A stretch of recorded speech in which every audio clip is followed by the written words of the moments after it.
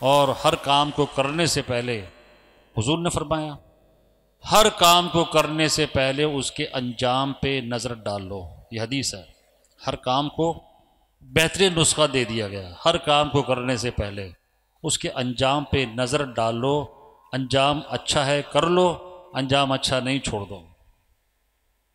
کوئی بھی کام کرو، جھوٹ بول رہے ہیں انجام دیکھ لو، بد نگاہی کر رہے ہیں انجام کیا ہے، دھوکہ دے رہے ہیں انجام کیا ہے، نماز چھوڑ رہے ہیں انجام کیا ہے.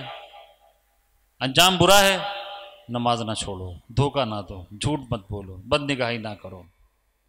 اور نیکی کر رہے ہیں، اچھائی کر رہے ہیں، انجام کیا ہے، بہترین انجام فوراً کر لو.